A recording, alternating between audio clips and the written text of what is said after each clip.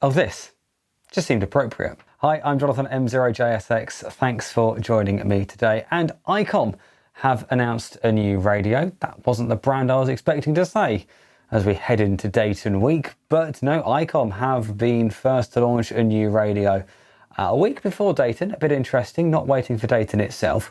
The new ID-50, Icom's brand new entry-level VHF UHF D-Star capable handheld.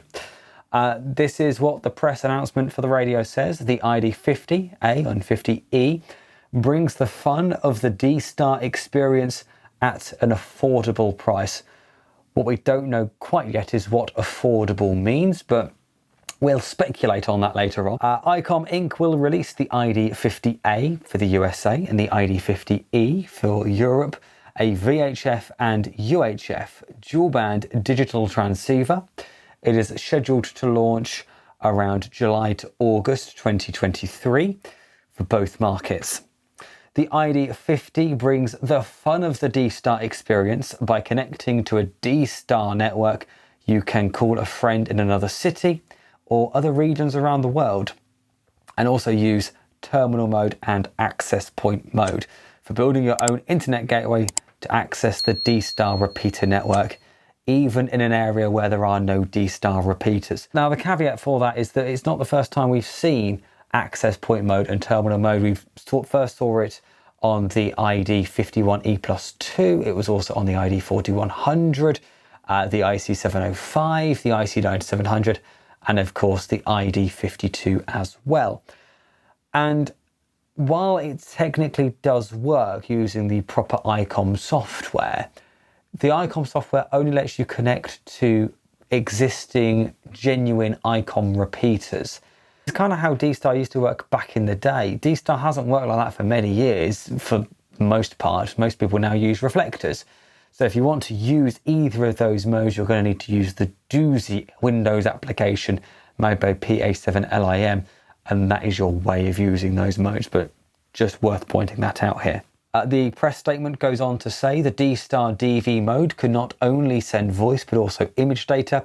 Photos from a smart device can be imported into the ID-50 using appropriate software to exchange photos and QSL cards. That's what it says. The ID-50 has functions to enhance your QSO experience. The band scope and waterfall displays can visually show active channels with a wide span and timeline, so it is easy to find active channels by sight. The dual watch function doubles QSO opportunities to monitor VHF-VHF, VHF-UHF, and UHF-UHF bands at the same time. The ID-50 can receive both the airband and the FM broadcast bands. Moreover, almost all of the optional accessories for the ID-52, the ID-51, the ID-31 series of transceivers can be shared, and the large capacity battery pack, the BP307 for the IC705, is usable as well. Exciting stuff. Let's just hop into the specification very quickly. For the European model, this is now transmit side 144 to 146, 430 to 440. Of course, the American version will have the American amateur bands. The receive side, we're essentially looking at 108 to 174 megahertz and 375 to 479 megahertz, plus the FM broadcast band of 76 to 108 megahertz. As we would expect, it is a maximum output power of 5 watts, though selectable at 5, 2.5, 1, half a watt, and 0.1 of a watt. So that's similar, same as the ID-52 as well. The list goes on. You can view all the specifications on the Icom Japan website, and I'm sure you will.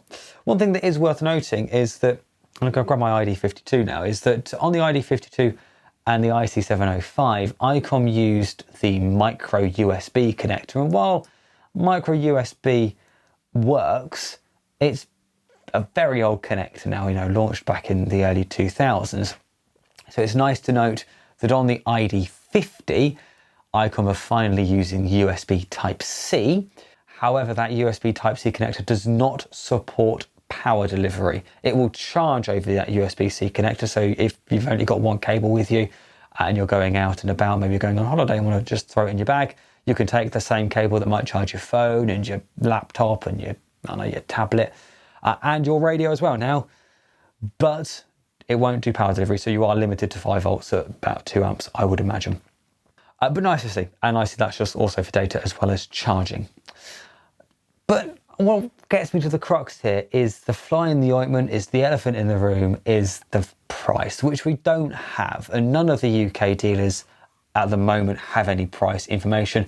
Most of the dealers are asking for a £50 deposit to get your name in the queue, but without a final price. Now here is where I am going to speculate now, because I think what Icom are doing with this radio, in doing basically a cut price version of a 52, they're taking sort of the sort of essence of what an ID-52 is, and sort of scaling it back a bit, giving a monochrome display that we saw on the ID-51 rather than the colour display on the 52.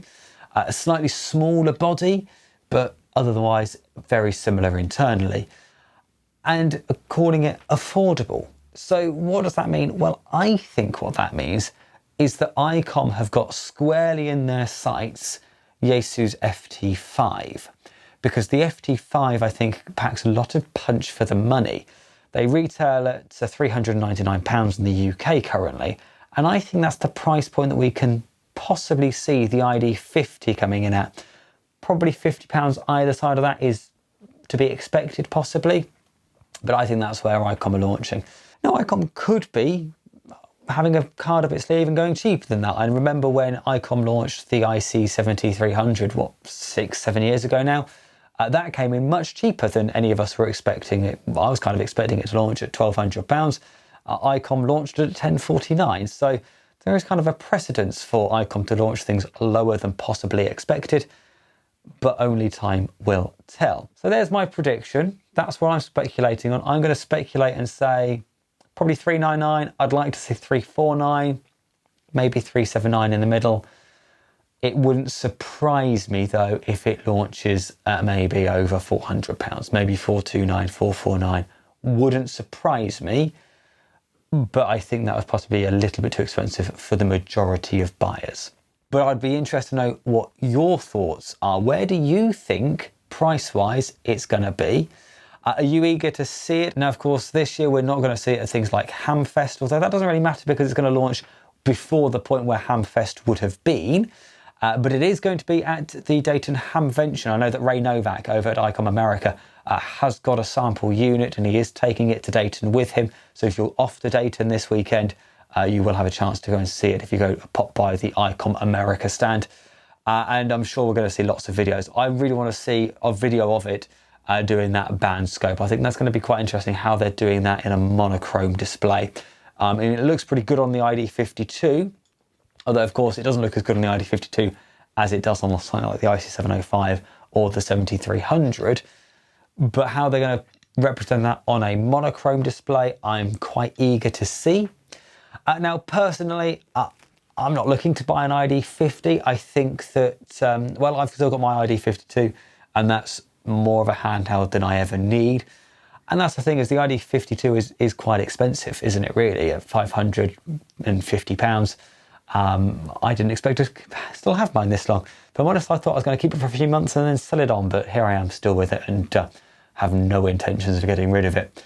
So yeah, but interested to know what your thoughts are. Whether you're looking at perhaps getting an ID-50 if it's cheap enough, and what would that price be? As I say, message in the comments if you would. There's a like button if you like this video. There's another button that also seems to work as well. And if you haven't already done so, please do click that subscribe button. It really does help me out. There's another video coming up over here that YouTube's algorithm thinks that you might quite like next. Until the next time, 73. Bye-bye.